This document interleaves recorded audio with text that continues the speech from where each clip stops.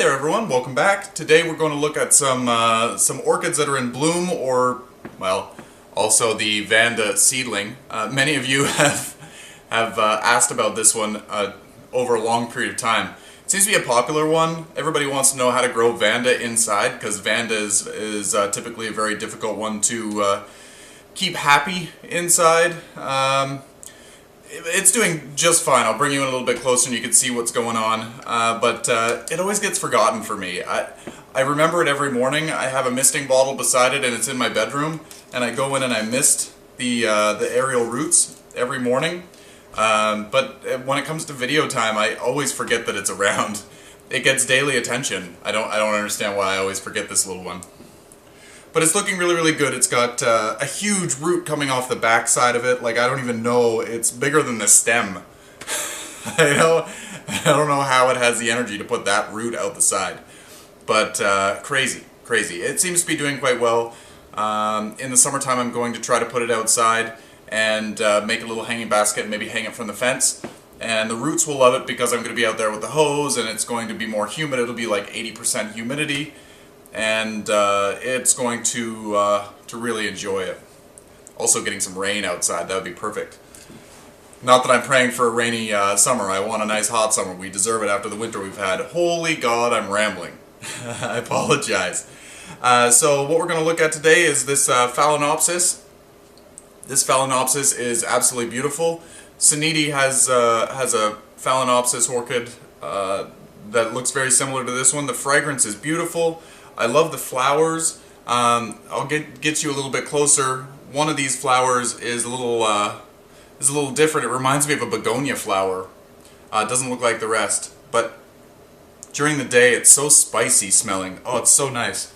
I also have this Cyclopses. I don't know whether you can see it, but the flower is here. I've got this additional spike that's been growing. It's producing its bud. When I bring you in a little closer, you'll see the bud developing. Once this bud has opened and done its first flower, I'm going to consider this flower spike to be hardened off, and at that point I'm going to repot it into a slightly bigger pot. And I also want to take it out of a complete moss mix, and I want to do a moss mixed with bark mix. I'm always concerned that I have too much moisture in there, and I don't want to rot the roots and then cause some damage. The reason why I'm waiting for the spike to harden is because I don't want to risk damaging anything internal. I don't want this to turn yellow and fall off. I know that these are sequential bloomers and they'll bloom for 5 years on one flower spike, so as long as it's hardened off, I'm sure it'll be fine. We're also going to take a closer look at this little group planting of mini phals. Danny, you tried doing it with larger phals, and it does look like it's congested in the pot, and I kind of wanted that look. But what I'm hoping for is the sprays of flowers to all be out at once, and to have like a nice bouquet. The roots are all crazy and wonky. Looking really good though. It still looks congested, but that's kind of what the goal is here, to make the bouquet on the top and the leaves just look all crazy and wild. Yeah, so without further ado, let's come on in. Can't believe that there's a glare on the camera because I'm in a shady area of the living room, and I don't even see the sun. It's very dark in this corner. My camera's just picking up all the light. Sometimes that's good, sometimes that's bad. Anyway, come on in closer, we'll check these things out. Okay, so here's the Cyclopses flower. It looks really, really pretty.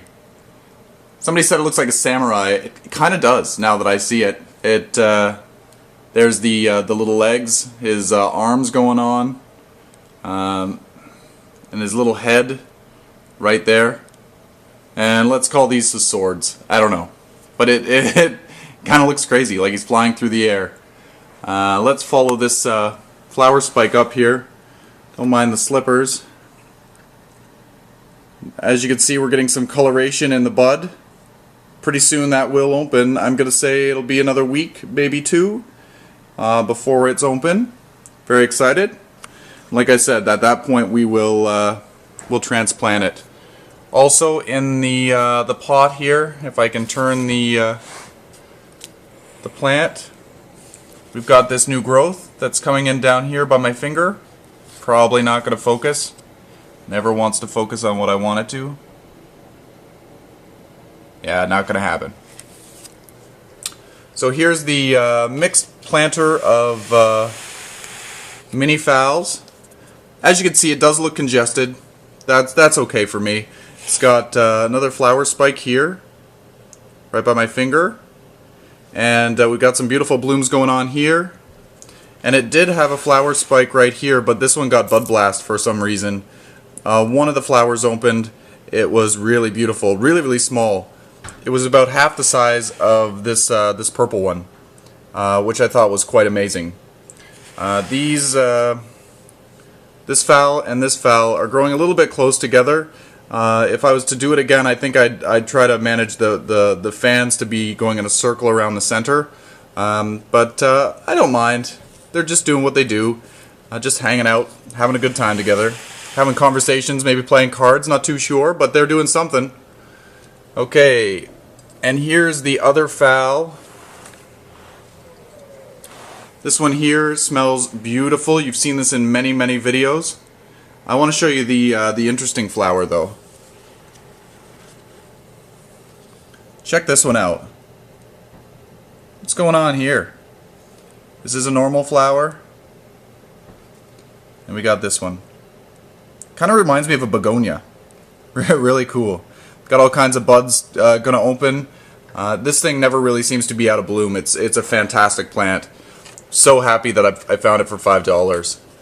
And let's do a close-up here of the Vanda. I'm growing it now in a glass vase environment. This allows for more humidity to be around the root system. I also have a layer of damp sphagnum moss down in the bottom. That will keep the pot kind of on the damp side without having it sitting in water. Because Vandas like a lot of moisture, but they also don't like to be sitting in water. So all it is, when I water the Vanda, I dump all the water out, and it's just moist sphagnum moss remaining. I've got the Vanda itself planted in the terracotta beads, the hydroponic media. If I can't even talk right now. And it seems to be doing really well. I've got a lot of roots developing. As you can see here, look at the size of that little root there that's growing out the side of the plant. How is it even? It's as big as the stem. It's incredible. Most of the roots are quite small. As you can see, this one reminds me of a Phalaenopsis root. That other one is like a mutant root coming out the side. How many growth points do I have on here? I have 1 and 2 growth points that I can see. Like I said, in other videos, I bought this as a seedling. This is probably maybe 7 years old, 6 maybe. But for the first couple of years, it was very neglected. I've since started taking care of it, and it's really started taking off. Hopefully this year, it'll mature enough that it will start blooming. But we'll see. It's still a little bit small, but it is old. So fingers crossed that soon enough it will produce something for me. It's supposed to be, I think it's Sensei Blue, so it's supposed to be a really beautiful blue.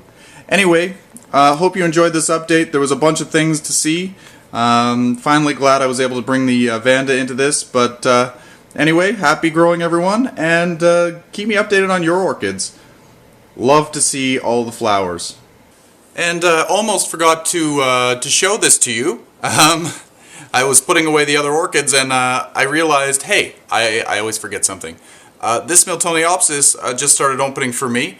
As you could probably remember, seeing some photos of the flower spikes developing on Facebook, things are looking fantastic. I ended up getting 4 spikes off of this.